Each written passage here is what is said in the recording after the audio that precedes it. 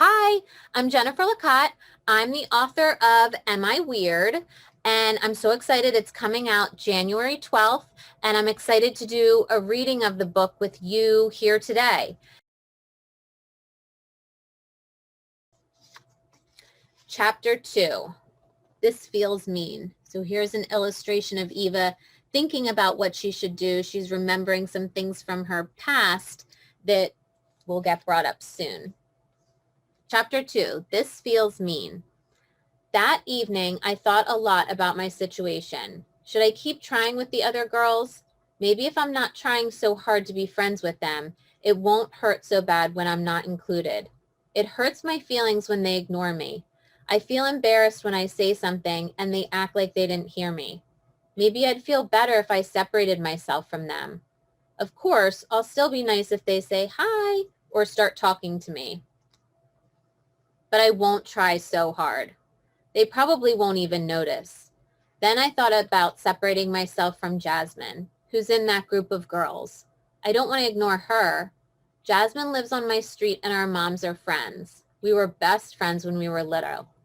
Our moms used to set up play dates for the two of us all the time because they were friends. My mom still wants Jasmine and me to be friends. My mom's always giving me advice. She tells me to be friendly and try to make more friends. I think she wishes I had a big group of friends. I try to follow her advice. The only problem is that being with those girls makes me feel insecure, which makes me feel worse about myself. I've been trying, but nothing has changed. I hope I figure out what to do soon. Maybe the right decision will just come to me. The next day I had math class with several of the girls. Our teacher had us form groups at the beginning of class. I was in a group with Jasmine, Leah, and Michaela. I was hopeful. Maybe this will give us an opportunity to talk to each other. We could work on the math problems together and hopefully have a little bit of free time to talk and have fun. Our group started out really well with all of us working together to solve the math problems. The other girls even listened when I offered my suggestions, and we used some of them to solve the problems. I felt so smart and valued. Our teacher, Mr. Norbert, walked over to our group to check on our work. Great job, girls, he said. You can wait on solving the rest of the problems until some of the other groups catch up. Here's a picture of them solving the problems in their group in math class. They're all having a good time doing that. I want everyone to be at the same place. Now our group had some free time to talk, which was just what I was hoping for. But that's when the group stopped being fun. Oh my gosh, did you see Marnie this morning? Leah asked. No, what happened? Jasmine said. I could tell Jasmine was interested in any news Leah had to share. Well, she showed up for school and her eyes were so red and puffy, Leah explained.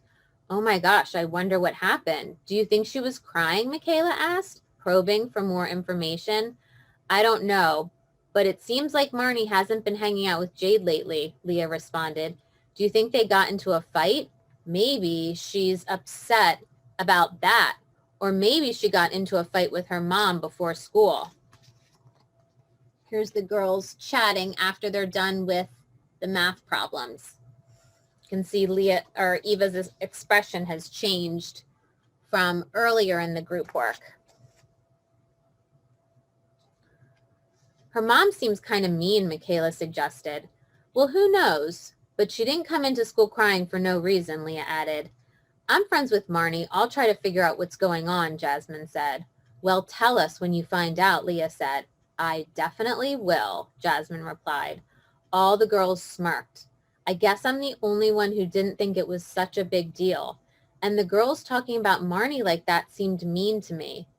Maybe she has allergies or didn't get enough sleep, I said. My eyes get red and puffy sometimes from that kind of stuff. Leah started laughing. Seriously, Eva, she said. Sometimes I think you're living under a rock. Her eyes were really red and it wasn't from allergies. Then the girls turned away from me and continued talking. I felt like I had been dismissed from their conversation. They basically laughed at me. I was trying to stay hopeful, but this was awkward. And now they were being mean. I was sitting with them, but it was like I wasn't there at all. Why don't I have anything in common with these girls? Why am I so different from them? Is there something wrong with me? I needed to take a break and get away from this situation, so I raised my hand. When Mr. Norbert looked at me, I asked, "May I use the restroom?" "Yes, just take the pass," Mr. Norbert responded. I grabbed the pass and left the room abruptly. All kinds of things were running through my head as I went into the hall. But maybe what upset me the most was that I wanted to stop for a minute and listen, just to see if I was the next person they were going to gossip about. And then I realized I wasn't sure what would be worse, to be gossiped about or invisible.